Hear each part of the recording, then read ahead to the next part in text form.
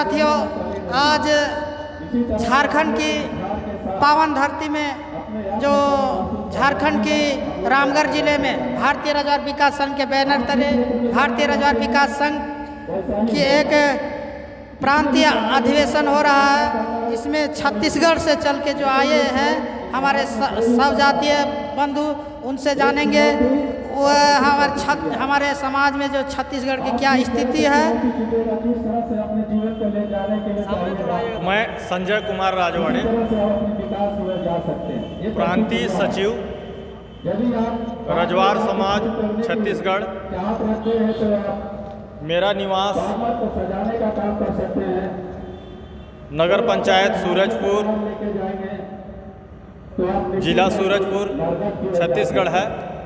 इसलिए हमें इस चुनौती को किस तरह से जी और सजाना है, किस तरह से आगे ले जाना। मैं खिलेश्वर रजवाड़ और मैं भी आपका रांची जिला से चल के आया हूँ और मैं रजवाड़े जी से पूछना चाहेंगे जो इतने दूर छत्तीसगढ़ से चल के आए हैं, उनको पूछना चाहेंगे आपके यहाँ रजवाड़े लोगों का मुख्य पेशा क्या होता है रजवाड़े जी?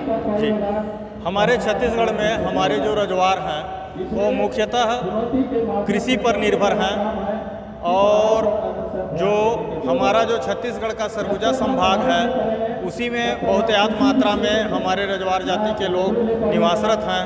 और हमारा जो छत्तीसगढ़ का सरगुजा संभाग है वो अनुसूचित क्षेत्र है।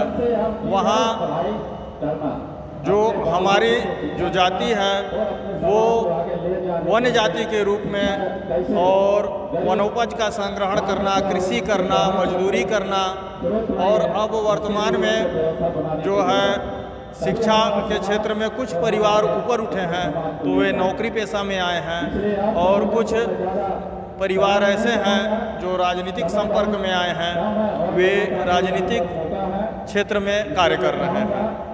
हमारे जो रजवाड़ जाति छत्तीसगढ़ की रजवाड़ जाति है वो आदिवासियों के एकदम समतुल्य है और हमारी जाति की लगभग सारे गुण अनुसूचित जनजाति अर्थात आदिवासी की तरह है और वे आदिवासी की श्रेणी में आते हैं।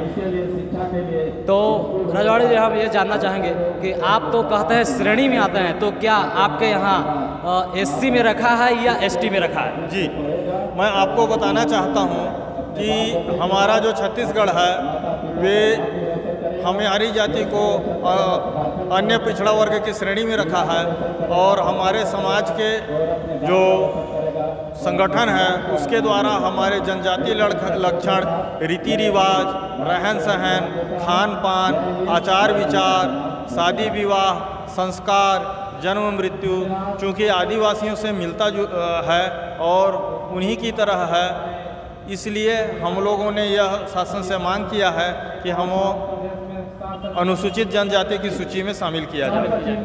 जी, रजवाड़े जी का कहना है कि हमारा सारा रहन सहन, खान पान और जीवन पद्धति वो आदिवासियों से मिलता जुलता है और फिर भी हमारे छत्तीसगढ़ी सरकार है हमें अदर बैकवर्ड कास्ट में रखी है और इन लोगों ने प्रयास किए हैं अपने सरकार से, राज्य सरकार से मांग किए हैं कि हमें आप आदिवासी सूची में शामिल करें, हमें आप अदर बैकवर्ड कास्ट में नहीं रखें, वहाँ से हटा दें। जो अनुसूचित जनजाति की जो सूची में शामिल करना ये केंद्र सरकार का ये है विभाग है और हमारा जो छत्तीसगढ़ का शासन है वो हमारा जाति का जो अध्ययन करके और वो अपना रिपोर्ट भारत सरकार को भेज दिया है।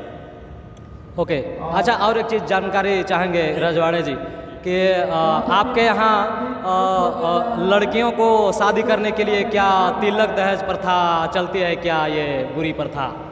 नहीं, हमारे जो छत्तीसगढ़ में रजवाड़ जाति है वो दहेज प्रथा के बिल्कुल विरुद्ध है। उसके विपरीत हमारा जो जातीय संस्कृति है उसके अनुसार कन्या मूल्य के रूप में जब शादी विवाह तय होता है तो वर पक्ष के द्वारा कन्या मूल्य के रूप में कुछ धान, चावल, दाल, तेल इसलिए लड़की पक्ष को देता है कि ताकि आप शादी सही ढंग से संपन्न कर सको। कपड़ा लत्ता जेवर ये लड़का पक्ष के द्वारा लड़की पक्ष को दिया जाता है। जी, आपने बहुत खुशी का बात कहे। और चूँकि हम झारखंड से है, झारखंड रांची से है, तो हमारे यहाँ जो हमारी रजवाड़े की स्थिति है कहीं न कहीं आपके छत्तीसगढ़ से ज़्यादा खराब स्थिति है।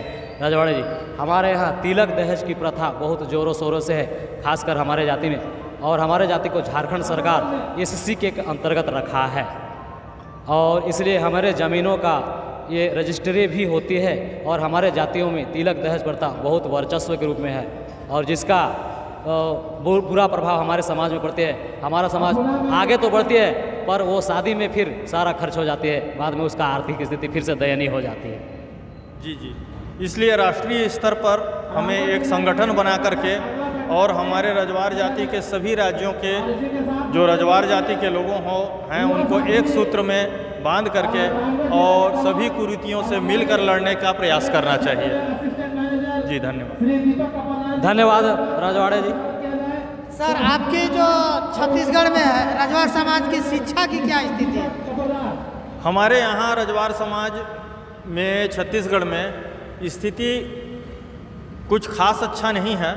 हमारे जाति में आज तक न तो कोई यूपीएससी में गया है और न ही छत्तीसगढ़ पीएससी में कोई सेलेक्ट हुआ है। तृतीय वर्ग और चतुर्थ वर्ग के ही कर्मचारी के रूप में यदा कदा कुछ लोगों का नियुक्ति हुआ है जो कार्य कर रहे हैं और अब धीरे धीरे लोग जागरूक हो रहे हैं और पढ़ाई की ओर ध्यान दे रहे हैं। तो निकट भविष्य में यदि सुधार हो जाए तो बड़ी अच्छी बात है। जाते जाते आपसे एक प्रश्न मैं पूछना चाहूँगा कि समाज को आप लोग विकास की ओर किस प्रकार ले जाएंगे या आने वाली पीढ़ी को क्या संदेश देना चाहते हैं? जी, हम अपने रजवार समाज के लिए ये कि लोगों को शिक्षा के क्षेत्र में प्रोत्साहन दे करके समाज को आगे की ओर ले जाएंगे, क्योंकि हमारे समाज की एक अच्छी विशेषता है कि हमारे यहाँ दहेज प्रथा नहीं है। इस कुरीति से हम लोग दूर हैं, लेकिन फिर भी हम शिक्षा के स्तर में काफ़ी कमज़ोर हैं। शिक्षा का स्तर को बढ़ावा दे करके हम आर्थिक उन्नति और सामाजिक उन्नति की ओर ले जाना चाहेंगे। आपने बहुत अच्छी बात कही है कि जब तक समाज शिक्षित नहीं होगा तब हमारा रजवार समाज विकास की ओर नहीं जाएगा। तो सर, जाते जाते मैं आपसे एक प्रश्न पूछना चाहूँगा, क्या आने वाली पीढ़ी जो हमारा रजवार समाज है शराब की ओर बहुत तेज़ी से बढ़ रहा है, जिससे हमारा आर्थिक स्थिति दिनों दिन प्रतिदिन खराब होते जा रही है, तो उसके बारे शराब के विषय में कुछ कहना चाहेंगे? क्या समाज शराब छोड़ दे तो हमारा रजवार समाज का विकास होगा? हमारा जो रजवार समाज छत्तीसगढ़ में जो रजवार समाज है वो चूँकि आदिवासियों की संस्कृति से पूरी तरह मेल खाता है, इसलिए हमारे जो त्यौहार हैं और जो हमारे संस्कृति है, रहन सहन हमें है, उसमें शराब का सेवन बहुतायत मात्रा में है। फिर भी समाज की ओर से यह प्रयास किया जा रहा है कि इसको नशा से दूर हों, ताकि लोगों को जो आर्थिक सामाजिक उन्नति हो सके। तो अभी हम सुन रहे थे छत्तीसगढ़ से आए हुए हमारे अतिथि गण हैं और बहुत ही विस्तार से वहाँ छत्तीसगढ़ में जो हमारा रजवार समाज रहता है उसके कल्चर और कैसे हमारा रजवार समाज विकास होगा। तो इन्हीं चंद शब्दों के साथ मैं आपका दोस्त श्री अशेश्वर रजवार सभी रजवार बंधुओं को एक संदेश देना चाहूँगा कि दहेज शराब से दूर हों और शिक्षा से जुड़े। जय रजवार समाज। जय रजवार समाज। नमस्कार।